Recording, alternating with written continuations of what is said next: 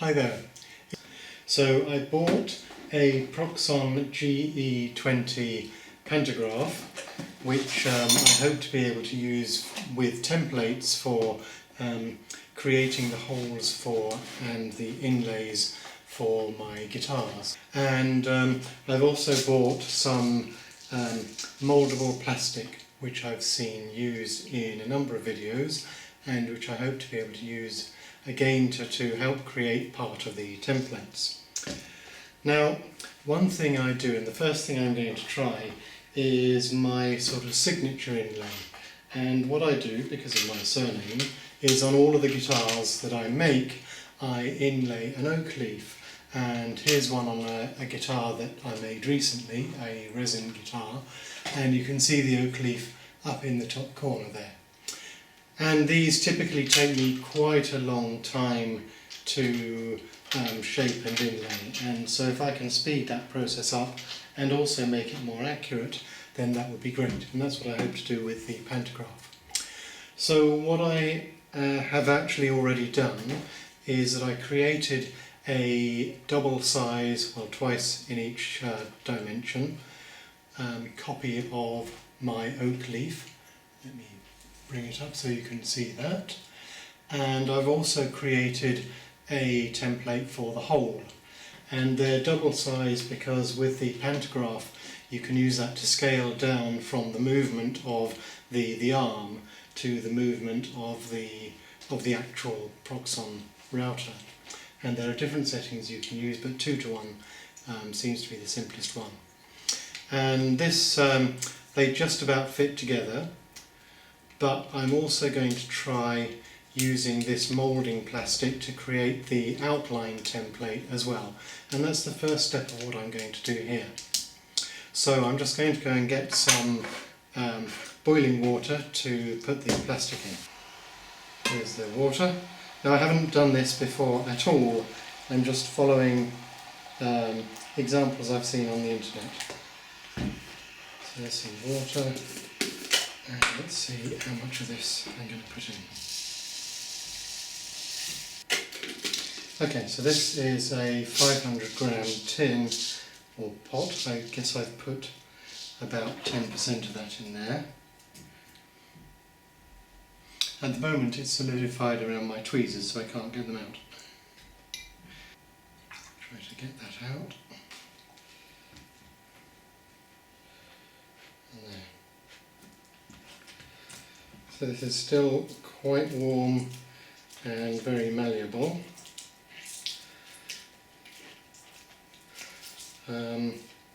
I think it's actually more than I need, so I'm going to take a bit of it off and leave that to one side.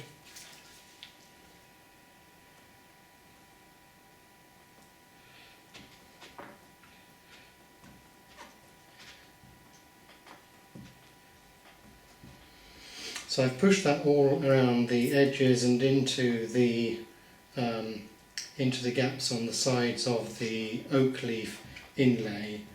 I'm trying to get the whole thing a reasonable shape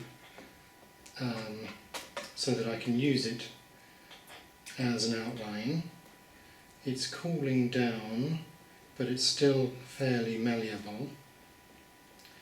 And what I want to do is just let that cool down to a point where I can hopefully remove my template, the oak leaf, and leave the form behind. I'll show you how that looks right now. Right, let me see if I can peel this off now.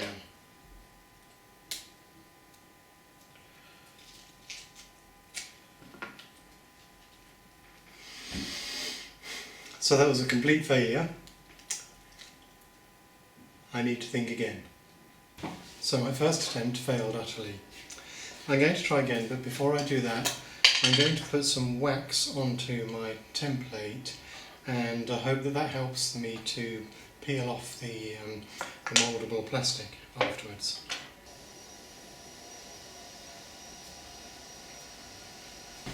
Okay, it's been about 25 minutes. It's still a little bit soft, but it's largely gone white.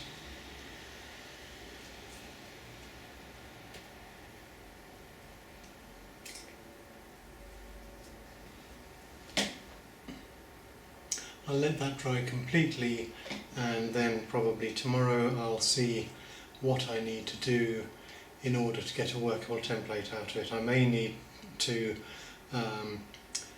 put it through the bandsaw and saw off the top part so that I've actually got a clean outline for the template.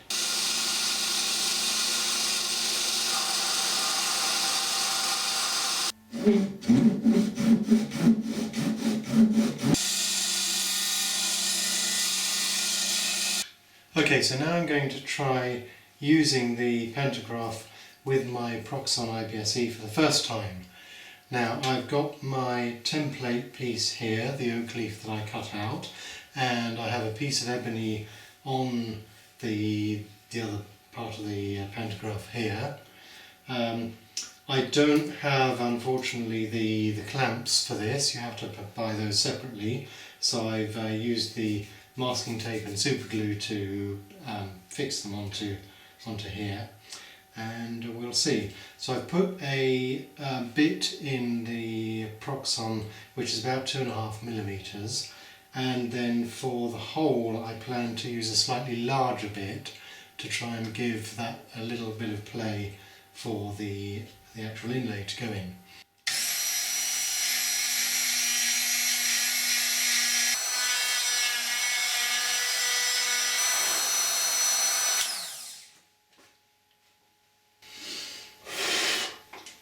Let's have a look at the result.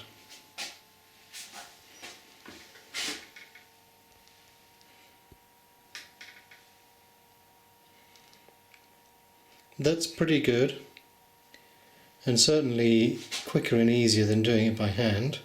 I think I might try another piece using a thinner bit, because around here the stem is very thin. This second attempt using a 1mm router bit has turned out very well. That one's much better. Obviously you've got to be careful using such a small bit because it's very likely to break. Fortunately I bought a pack of 10 of them. So I'm going to go around that again a couple of times, and then we need to cut out the hole for it to go into. Now, one big and obvious drawback of this system is that it's very hard for guitar work to actually fit a guitar into this area, and so what I've decided for this one, for simplicity, is I'm going to do the inlay on the control cavity cover. What I might do in future is to recreate a sort of jig for this to go into, which makes a different base, which is more flexible for allowing bits of guitar to be put in there.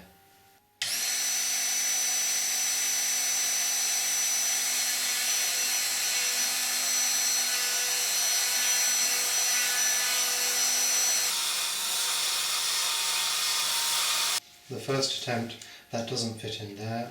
I need to change the bits in the Proxxon router for a larger one and just widen the hole a bit.